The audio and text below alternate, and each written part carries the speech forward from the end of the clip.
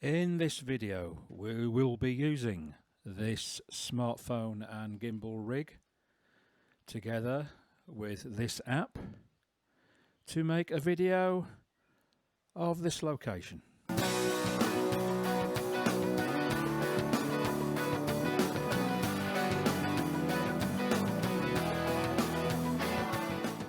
The first thing to note is because the rig is so light, it is very difficult to keep a steady hand and a stabilised image. I'm sure someone like Brandon Lee would make a perfect job with this, but his skill level is way beyond what I'm ever going to have. However, if we're standing still at one point and just panning left to right or up or down, this Moza gimbal makes a pretty good job of it. All the footage has been stabilised from now on, though in fairness there's not had to be a lot of stabilisation to be done on it. One of the reasons I thought I'd give the Moza Genie app a go was because you can control all the settings and stopping and starting recording through buttons on the gimbal rather than having to use the buttons on the screen of the mobile phone. However, the drawback of using this app rather than Filmic Pro, which I've been using recently, is that you have less control over the settings on your video resolution, frame rate and shutter speed, etc.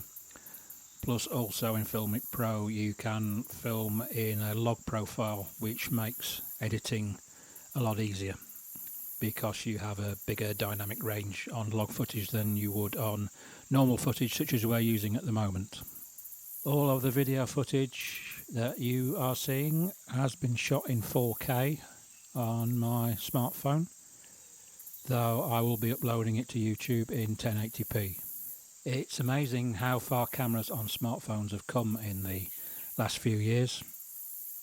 I mean, you would never have dreamt of being able to shoot 4K video on a smartphone not very long ago. One of the problems with smartphones, though, if you can call it a problem, is that if anything they tend to give you footage that's too sharp and too contrasty.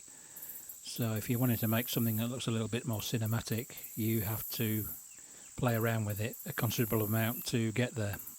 As you can probably see, this temple is work in progress.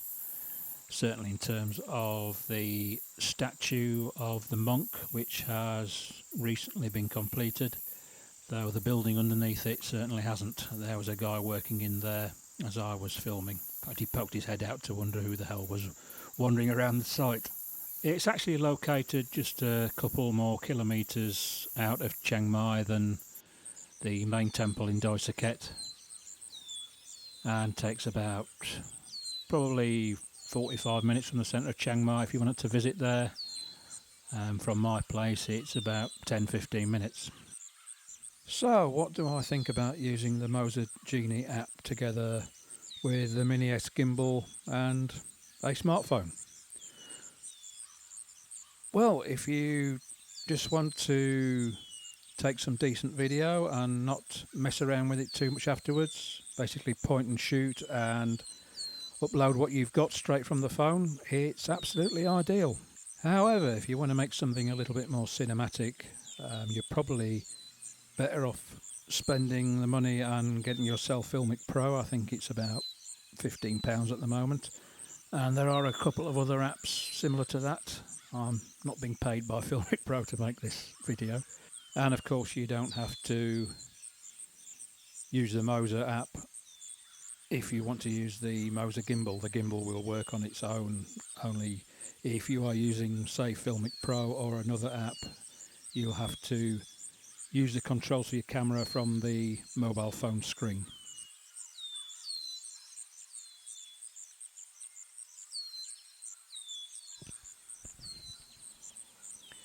As a footnote, the colour grading I've done to this is very, very basic.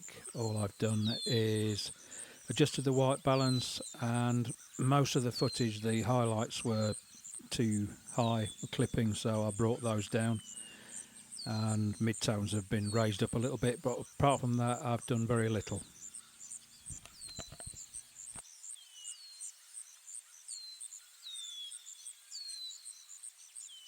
So I hope you found this video useful,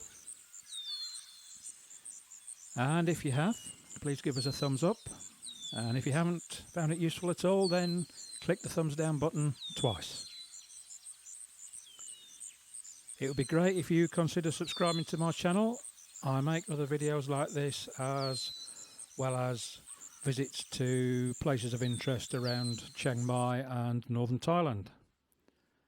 Thanks very much for watching, and hope to see you again.